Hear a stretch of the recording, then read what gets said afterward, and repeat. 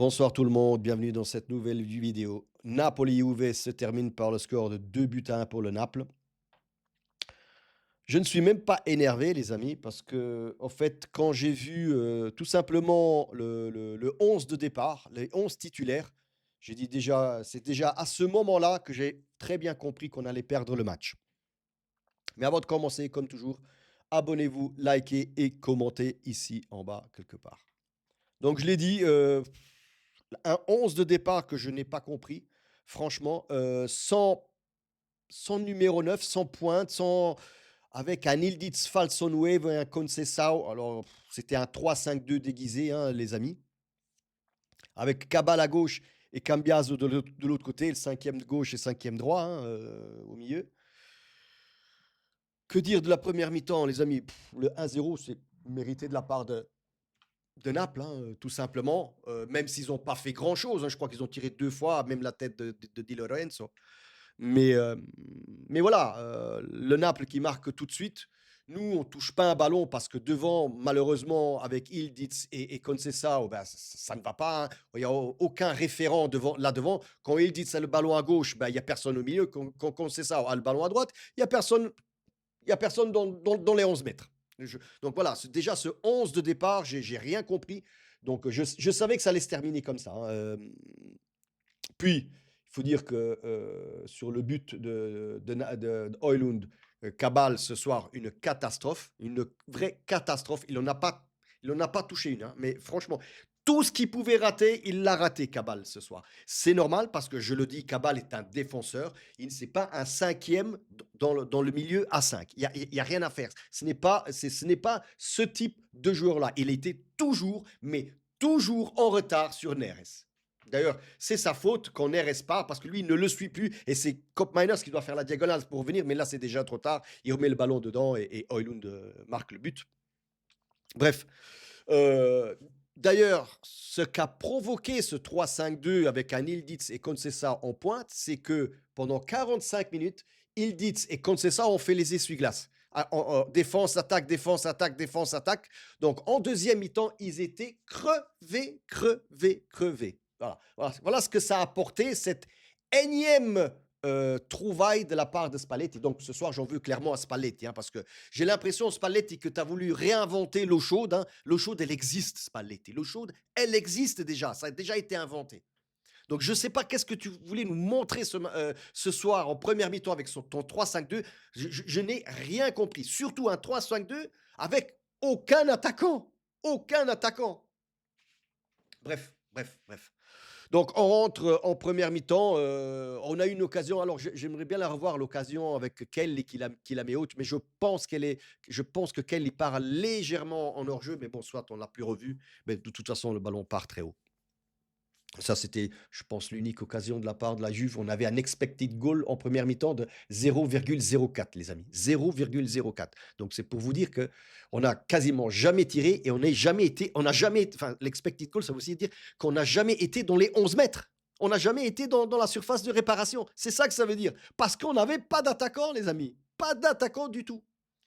Donc, deuxième mi-temps, Spalletti se rend enfin compte, enfin, donc il y avait besoin de quelque chose. Donc, il a sorti Cabal, que c'était une catastrophe. Il est passé à un 3-4-3 avec. Donc, il a sorti Cabal au milieu et il a mis Openda, non, pardon, pas Openda, David en pointe. Ça a été largement, largement mieux. Vous l'avez vu, on a commencé à jouer avec le ballon, on faisait remonter le ballon tout doucement parce qu'on avait quelqu'un, un référent là devant. Donc les défenseurs de Naples devaient s'occuper de David. Et donc, ce qui libérait forcément des McKennie, des Yildiz, des Conceição, des Thuram, des Locatelli. Mais c'est tout à fait normal. Et d'ailleurs, le but est arrivé comment? Voilà, sur des triangulations entre Locatelli, Conceição et voilà, et Yildiz. Et tout est venu de là. Donc, je trouve que le 1-1 est même mérité.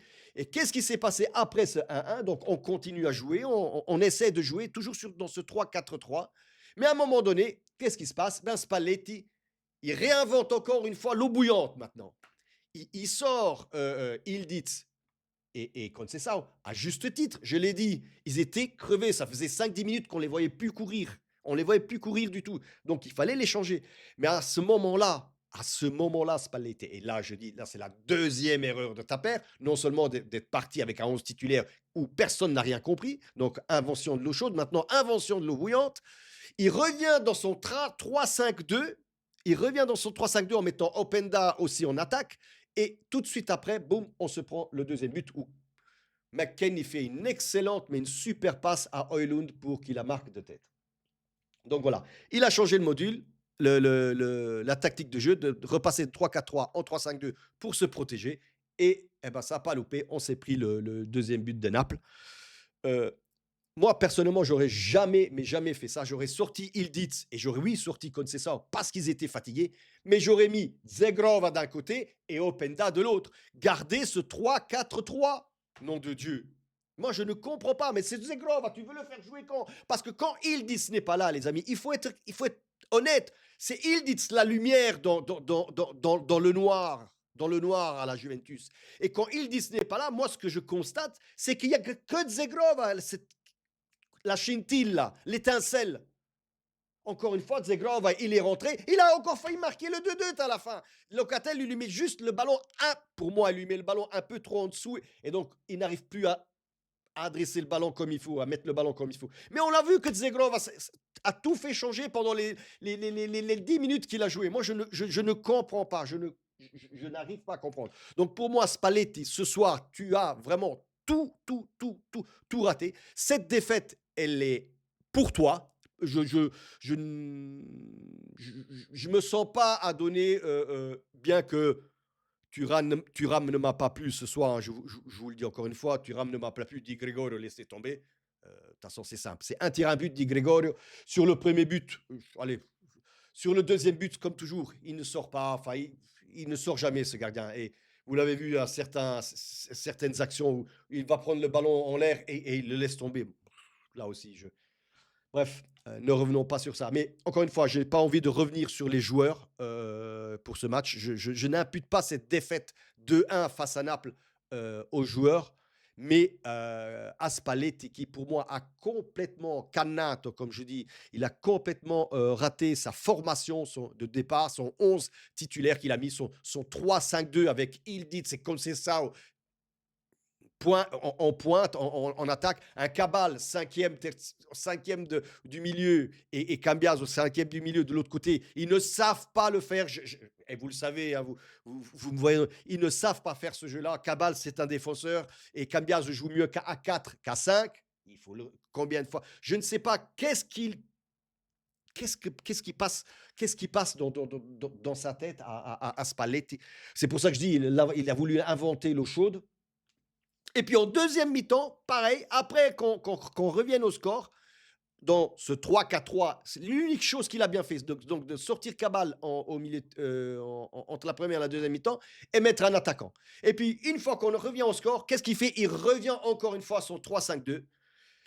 Donc Spalletti, pour moi ce soir, oui, je pense que tu n'as rien, mais rien compris. Je n'ai pas vu ta conférence de presse post-match. Je vais l'écouter attentivement pour voir si tu prends la responsabilité de cette défaite. Parce que pour moi, cette défaite, elle est pour toi et pour personne d'autre. Voilà les amis, c'est à peu près comme je vous le voyais. Je ne suis pas énervé, je n'ai pas envie de m'exciter parce que encore une fois, dès que j'ai vu la formation de départ, je pressentais ce type de match-là. Voilà. Ça devient compliqué, les amis. Ça devient compliqué et on a 2-3 points en plus de la Cremonese, de la Lazio, de l'Atalanta qui sont derrière nous. Encore un match aujourd'hui qui, pour moi, on devait absolument gagner pour remonter face à Como qui a perdu, face à la Roma qui a perdu. Enfin, euh, bref, je ne sais pas ce qu'a fait le Bologne, mais bon, soit on va pas parler de tout ça, on va parler de tout ça demain dans mon analyse à froid, comme toujours. Je vous attends à demain soir. Et puis c'est tout les amis. Come sempre fino alla fine. Forza Juve ragazzi.